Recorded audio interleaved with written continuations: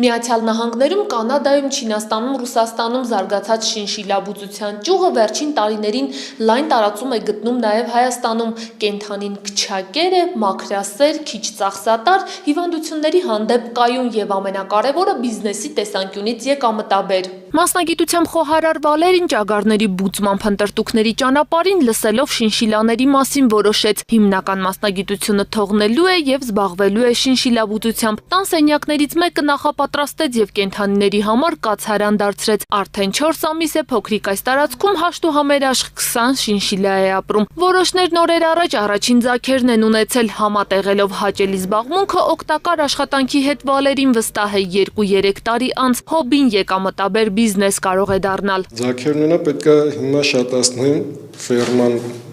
գոնե մի 100 դառնա,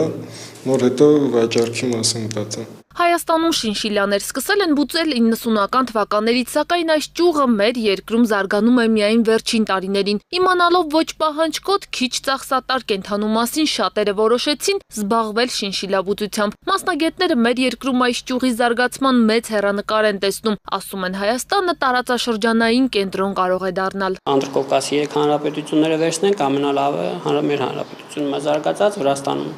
Չկա համարյա թե նույն Ադրբեջանում կարելի է տարածաշրջանում լինել բավական առաջատար երկիր, քանի որ մեր կլիման էլ համապատասխանում է կենդաններին, կարելի է կենդանների բուծմամբ զբաղվել, հետագայում արտահանել։ Արտահանման մասին այս պահին չեն մտածում հայ ֆերմերներն առայժմ զբաղվում են շինշիլաների գլխաքանակի ավելացմամբ։ Ասում են իրացման խնդիր չկա, շինշիլայի մորթու պահանջարկը մեծ է, համապատասխան գլխաքանակի դեպքում կկարողանան կենդանին անգամ եվրոպական շուկա արտահանել։ Չինաստանում կա մեծ պահանջարկ, Իրանում կա, եվրոպական երկրներում Հունաստան,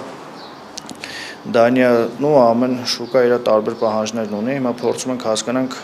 մենք ինչ ճանապարհով գնանք, որ հետագայում խնդիրներ չլինի, ավելի մեծ եկամուտներ կարողանանք ստանալ։ Մորթի արտահանելու համար որոշակի քանակ է պետք։ Այդ քանակին հասնելու համար նախ պետք է տեղում գլխաքանակը մեծացվի, կենդանիների շատացվի, որպեսզի ամեն տարի ենթադրենք իրենց գլխաքանակի 10-ից 20%-ը խոտանելով արդեն ունենանք համապատասխան քանակի մորթիներ արտասահմանյան շուկա դուրս գալու համար։ Հայաստանում այսօր մոտ 2500 շինշիլա կա, կենդանիները Հայաստան են ներմուծվում հիմնականում Ռուսաստանից և Ուկրաինայից։ Գլխաքանակի ավելացման խնդիրը լուծելուց հետո ապագայում մտադիր են տեղում կազմակերպել կենդանիների սպանդը։ Մենք նախատեսում ենք մինչև տարվա վերջ կամ եւ աշնանը արդեն մասնագետներ ունենանք Հայաստանում դրսից հրավիրված,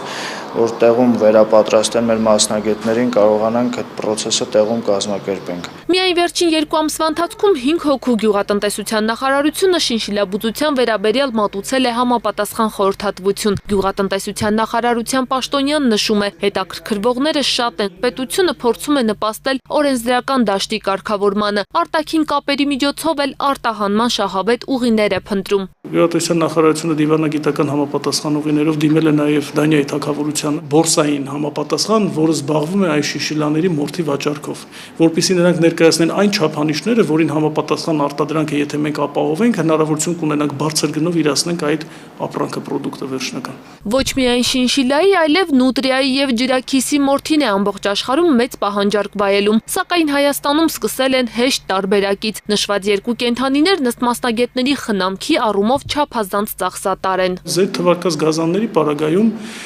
դժվարություններ են առաջանում այդ կենդանիների համար կենսակերպի պայմաններ ապահովելու տեսակետից։ Մենք պետք է դիտարկենք այն կենդանիներին, որոնք քիչ պահանջկոտ են։ Ոչ պահանջկոտ, սակայն քմահաճ շինշիլաները Հայաստանում իրենց զգում են ինչպես ձուկը ջրում։ Կենսապայմանների առավելությունը հաշվի առնելով շինշիլաբուծությամբ զբաղվել ցանկացողների հետ ասոցիացիան պատրաստ է գործակցել։ Արմինե Քոչարյան, Էդգար Սարուխանյան, Ազդարար։